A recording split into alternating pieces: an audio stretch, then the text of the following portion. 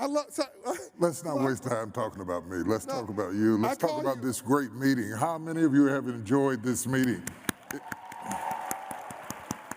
Eye-opening, awakening. when Shacher's not available to to talk to me, I can't. When I want to hear a voice that just tickles me, I just call you, and I'm like, oh, that voice. It's just. He's like, hello. Are you really going to do this? I think you are one of the most extraordinary human beings, and I know you as a person. I know you as a friend. I'm talking about the transparency of you in your public life, in your personal life, your spiritual life, your I'm tired life, you need a rest life, you're there. I'm telling you, you're one of the 10 most extraordinary human beings I've ever met in my life. You are literally walking your talk. You are truly special, and you're so humble. And I just wanted the world to know what I know. We're blessed to have you. Thank you. Thank you. Thank you very much. In response to that, I would rather deflect the light from me to the fierceness of this moment we're in right now. Yeah. And I congratulate you on putting together and coordinating a meeting that wakes us up, to a paradigm shift that is unlike anything that I have ever seen in my lifetime, as it relates to the influence of technology, the integration of technology, and what it means. And a lot of this was born out of a conversation that you and I had. You inspired me when we were together. Yeah. You told me to do this. Yeah, congratulations. You wanted me to have the whole meeting about AI, actually. Yeah, because it is the underbelly to what is going on with real estate, with job placement, with economic empowerment. It is not a war against colors and kinds. Our jobs are being taken over by machines. So we're going to have to develop a new hate group. Because the truth of the matter is the projection for black wealth in particular by 2050 is projected to be at zero. COVID is probably going to speed that up in my view, that probably about 2030, we're going to see the absence of middle class because technology is going to speed up a lot of things that we need: healthcare, operations, detecting disease, developing systems and patterns for transportation, for growth, for the possibilities are absolutely endless. The great side is, as Sam was talking about, our children are going to grow up with something that is natural to them that is not natural to us. That's great. But for those that are 40 and above or 30 and above, how do we adapt and survive in the middle of a transforming society that's being transformed in a way that we have never seen it transform before? Okay, I lived through the transformation from the industrial age to the information age. I've watched all the Midwest shut down, the plants close, people lose their jobs and have to rediscover themselves. Maybe their children will, as Sam talked about, come up being educated for the times of the future, but I'm talking about the parents. What are we going to do in the meantime? Yeah. And so that's a real issue. We've seen this before. We've seen it from the agricultural age to the industrial age. Historically, we've seen it periodically, as you talked about. The reason I think that entrepreneurship is important is in part because those people who are going to find themselves without jobs, incidentally, when you start talking about tech corporations, it's not just the obvious tech corporations like the one that just walked off the stage. Every corporation, whether you're talking about Amazon, whether you're talking about McDonald's, whether you're talking about whatever, they are all tech companies. Yeah. If you go in their warehouses, I used to could run a forklift. Yeah. There aren't any forklifts in warehouses anymore. It's just there aren't any people. There's just machines. Yeah.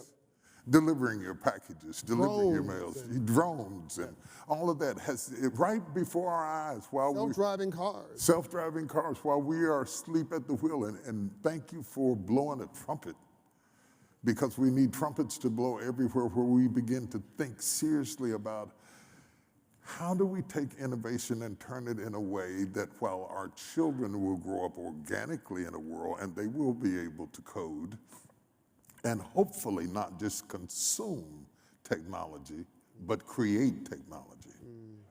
See, hopefully, if we are lucky this time, we won't be the consumers only. Historically, we consume, we don't create. We have to change that if we're going to be effective in the society to come. In the meantime, for those of us who are older, and I don't mean as old as me, but even much younger than me, the question arises, as these jobs begin to dissipate, how will we eat in the midst of inflation?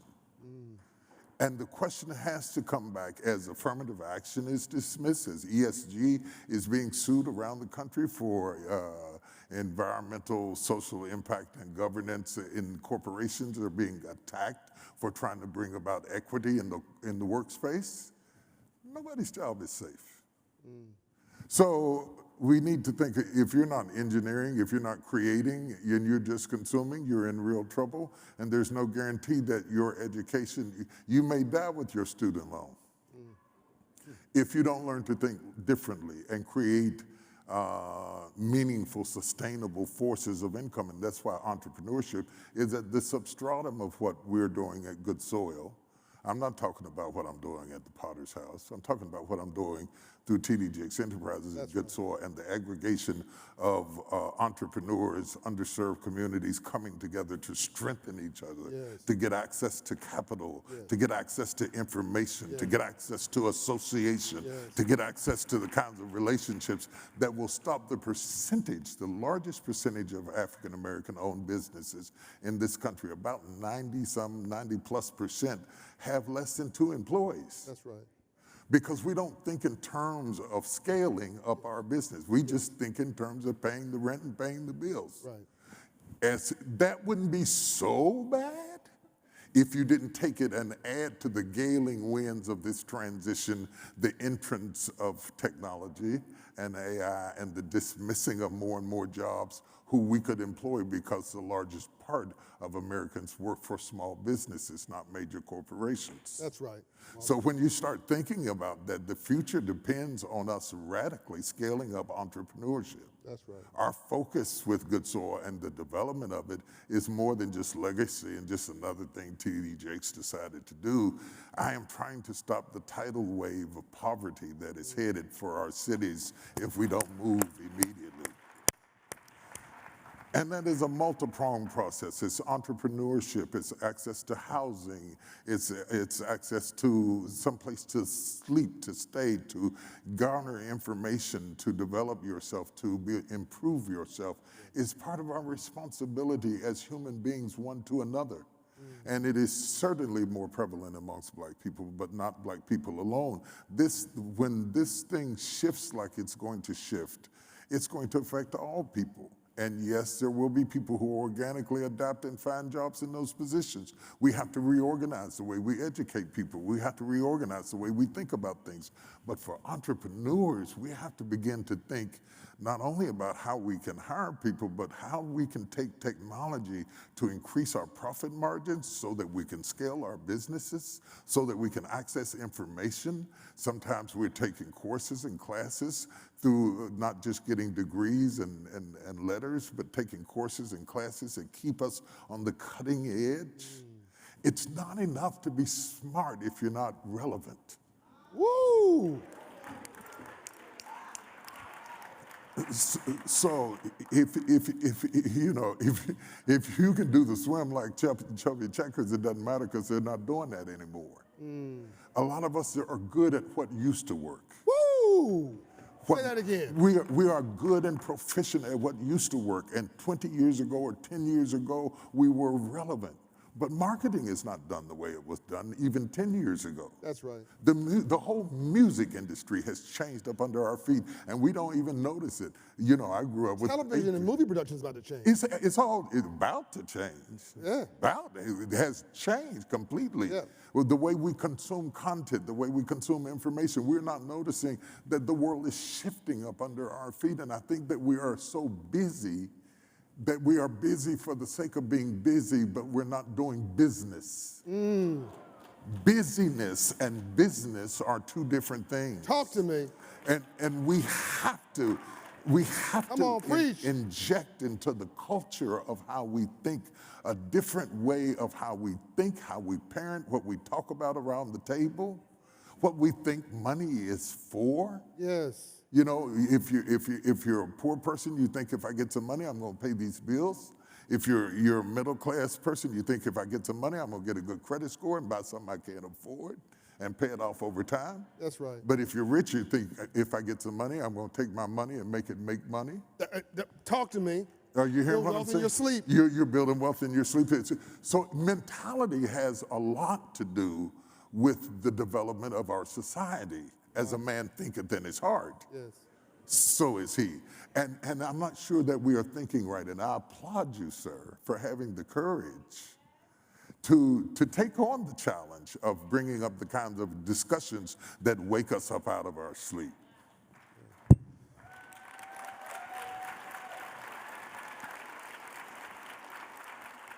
Bishop, I think we are, I've said this before, we're living in a moment in history. But history does not feel historic when you're sitting in it. Mm-hmm. It just feels like another day. Right. Right across the hall, about 30 yards, is where Ambassador Andrew Young, then Reverend Andrew Young, and Dr. Martin Luther King Jr. met with Dorothy Dorothy Cotton and all these civil rights leaders, Coretta Scott King, who doesn't get enough credit for all that she did. And they dreamed up the Poor People's Campaign. Mm-hmm. And that was about all people. Mm-hmm. As you said, I've got white people, members of my church. There are more poor white people than poor anybody else. They're gonna be dislocated like everybody else. Everybody. And the new color is green. Mm-hmm. It's not black or white or red or blue. That's a game. The color is green. It's economics. And Dr. King knew that. He said, I'm here to redeem the soul of America from the triple evils of war, racism, and poverty. And he said, I want all poor people to come with me. And as he pivoted this movement, somebody found him to be a threat. Because he was talking about redistribution. As a liberal pastor, he thought that it was only right to redistribute wealth. Well, that became a threat to those who had it. And he didn't make it to his first march. But they met right across this hall, last meeting, 1967. So we thought it was necessary for us to come across this hall into the expanded ballroom and meet about civil rights, not just civil rights, about where we're going, not just where we came from, about writing checks, not just cashing them. Preach. About the third Reconstruction, not just the second Reconstruction, about where we are right now, an opportunity for all. But we got to get our minds right, as you said. We got to knock off all this, man. There's no time. There's no time for games. Everybody in here, you need to not leave. You need to run out of here and tell every kid you got, every nephew, every son, every daughter, every young person, you need to go get a computer course and a financial literacy course yesterday. You're absolutely right. It's like food. You're absolutely right. The one thing I would say just a tiny bit differently is it's not black, it's not white, it's not brown. The new color is green. Right now it is, but the truth of the matter is economics is moving away from paper money. Yep. You know, and we have to begin to think even beyond. We have a color-coded society, and we always talk about things in terms of color rather than class status and impact. Yes. But the truth of the matter is I can take my phone and send you money right now, and it wasn't green at all. That's right. Okay, and you got it in your app, and I got Zelle, and we got Cash App, and we got all kinds of ways, Bitcoin, we got money is moving as we speak. We're wiring money. Yeah, Good Soil has an app. Right. We created the Good Soil app so that we could aggregate without being limited by distance or zip codes in terms of being to aggregate like-minded people who were entrepreneurs who had the courage to go higher. It takes courage to go higher. It takes courage to admit what you don't know. It takes courage to change the old ways that your fathers taught you. It takes courage to implement new ideologies that embrace the innovation of the fierce urgency of now. And if we don't develop that courage, and that does not mean courage is not the absence of fear. Courage is not the absence of fear. Courage is the ability to override the fear and feel the fear and do it anyway. and to launch out where others have not gone, not so that we can ride around in Porsches, but so that we can send our children to the kinds of schools that prepare them for the future and train them for the opportunities. And we're not vying for the handouts, because there are not enough handouts as there are hands that need to go up. That's right. Yeah. We don't need Porsches, we need courses. We need courses. We need courses. So in our app, we are walking entrepreneurs step by step into how to impact, grow, and scale their businesses to increase impact. And by the way, in June, shameless plug, we're going to be meeting in Dallas. You can find it up under Good Soil Movement. We're going to be meeting in June just to talk to entrepreneurs, because not that, first of all, black women are leaving corporate America like it was on fire.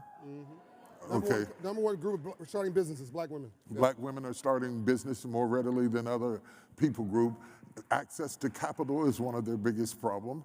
And the Good Soil, the whole point of Good Soil is to connect talent with opportunity, with access for future development.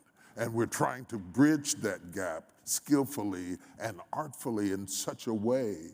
No, we're not going to be able to get old people to go back and use ChatGPT necessarily, but we might get some of them. But the reality is, if we don't start hiring ourselves, I believe that we are the people we have been waiting on. Woo!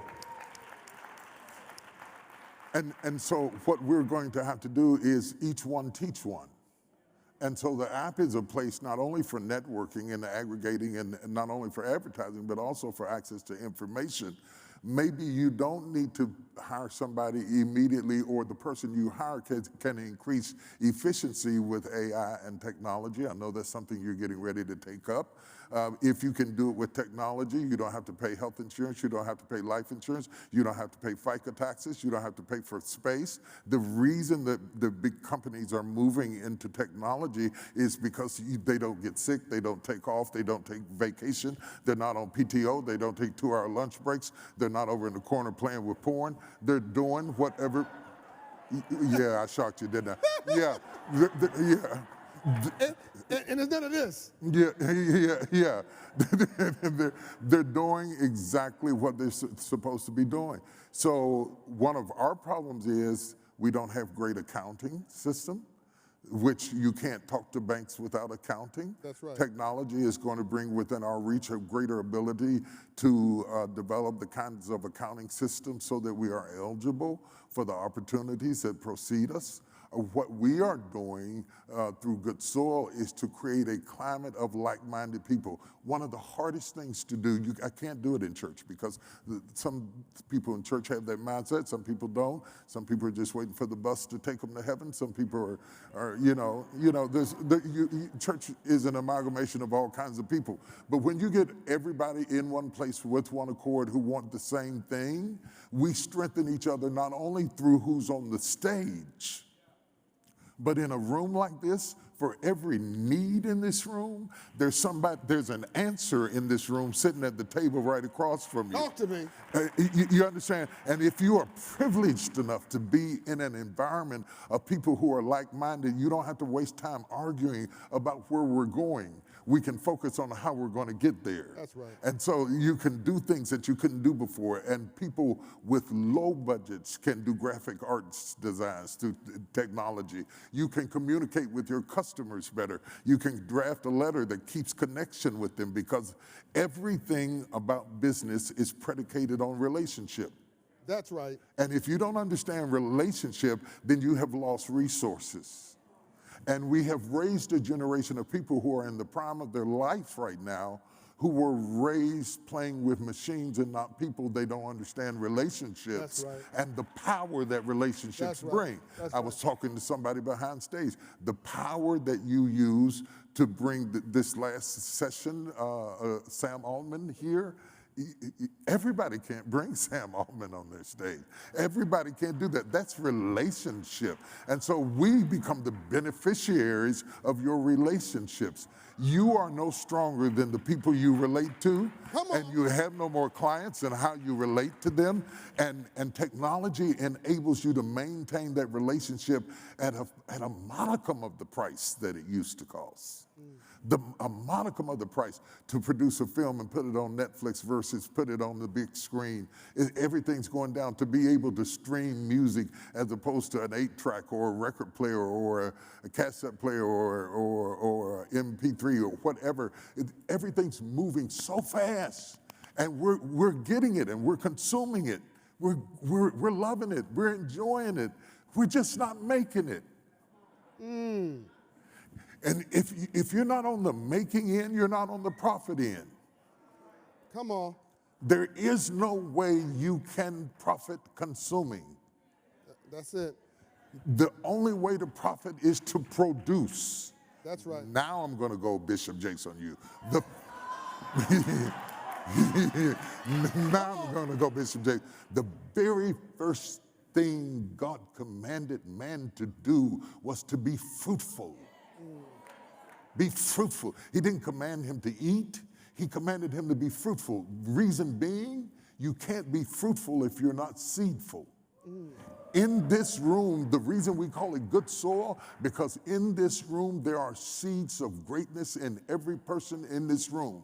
If they have the courage to cultivate that seed, if they have the ability to fertilize it with the opportunity of being in an influential atmosphere where you can get away from the people who are trying to crab barrel you back down, then it becomes possible for you to fly with the eagles rather than to swim with the ducks. That's it. And so you have to decide right now, it takes courage to fly with eagles. It takes courage to get into the wind. And yes, there's storms up there, and there's fluctuations, and the velocity of the wind is overwhelming sometimes. But the eagle uses the storm to its advantage.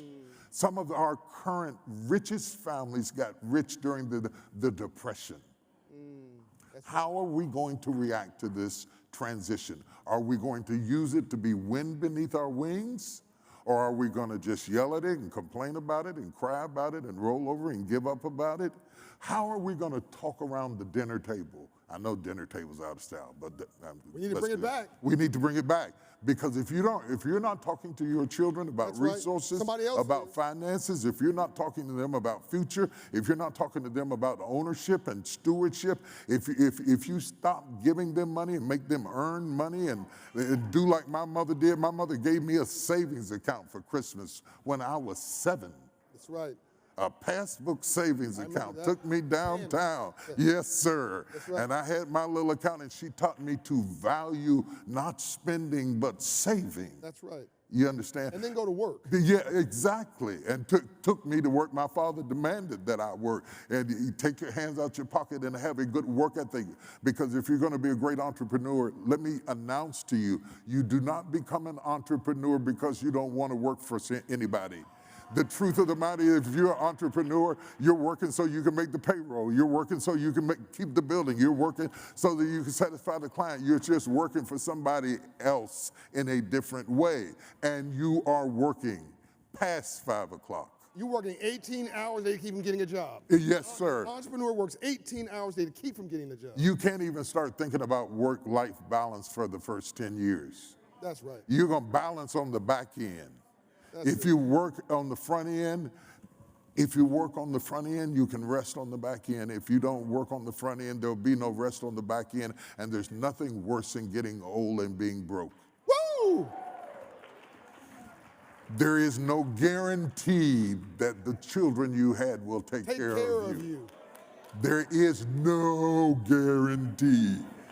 You might be pleasantly surprised, but there is no guarantee that they will be able to take care of you. There is no guarantee that they can have enough PTO to take care of you. There is no guarantee that they will be employed to take care of you. That's right, that part. So this is a clarion call for us to start thinking, because everything that we're seeing, those robots, that didn't start last year. That's right.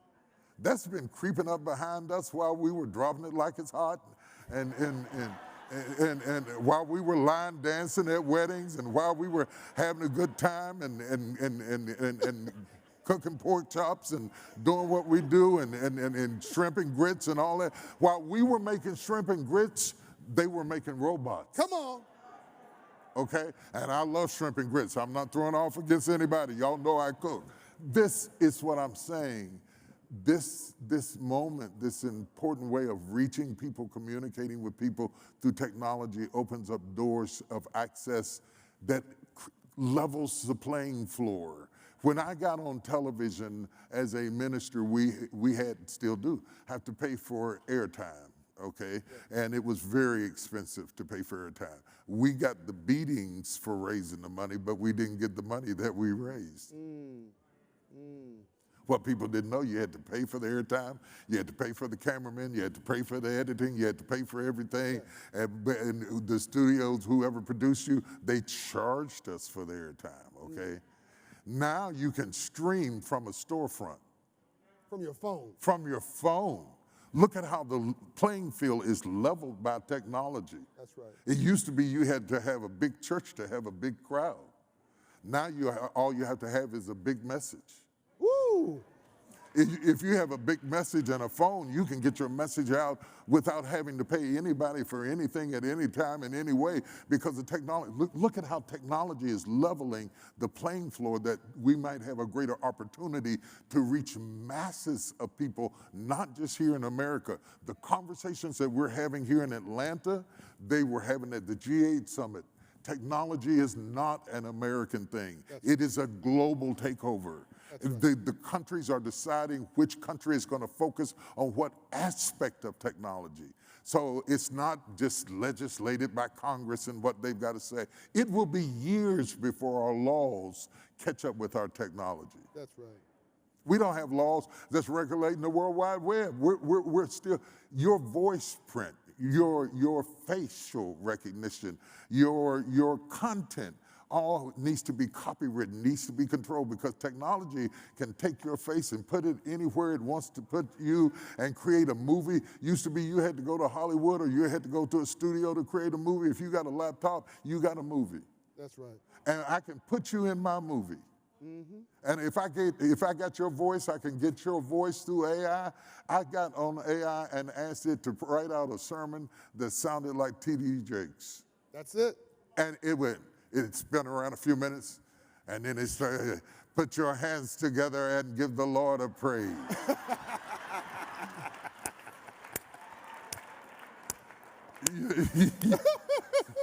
I'm serious. Oh, yeah. I'm serious. So that means it already knows us. Yeah, I went in there and said, give me a book outline on financial literacy like John Hope Bryant would write it. Exactly. Unbelievable. Outline, details, section 1, section 2, section 3. Unbelievable. Absolutely. Whereas normally if you were going to do a book and if you were going to get a ghostwriter to write for you, you would pay $85,000. Now you got one in your phone. For free. For free. Look at how the playing field is changing. Are you thinking about how to take I was in the car coming over here talking about vision boards. And by the way, we out of time. Are you guys okay?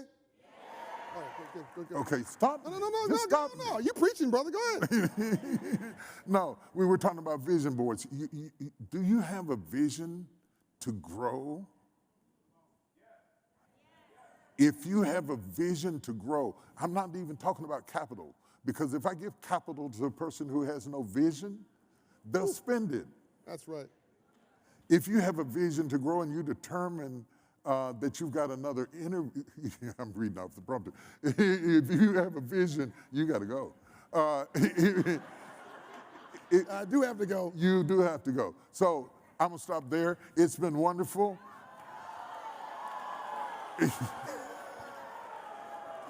Meet me in June at Good Soil in Dallas, Texas.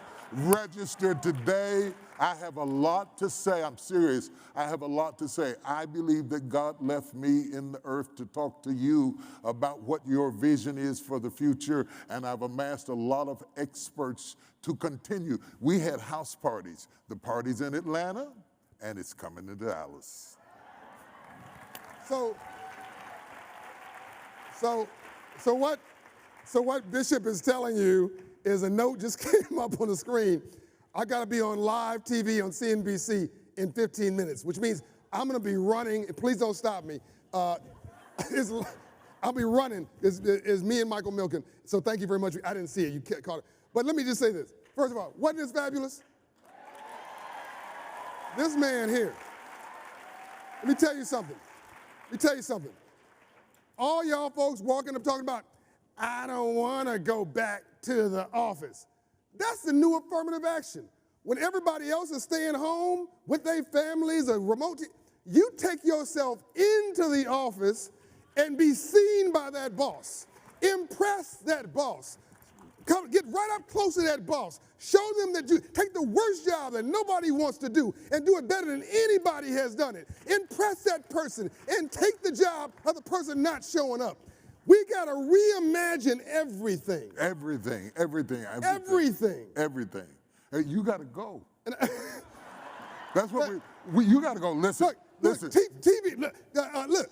Here, all these. I'm done. Books, TV shows, movies. He's doing real estate development in Atlanta, in Dallas. He's not talking about this stuff. He's not just PhD. He's PhD too. Download Good Soil. Support what he's doing, because he's a man that's built to help you lift your dreams into reality. Ladies and gentlemen, join me in saying thank you to Bishop T.D. Jakes.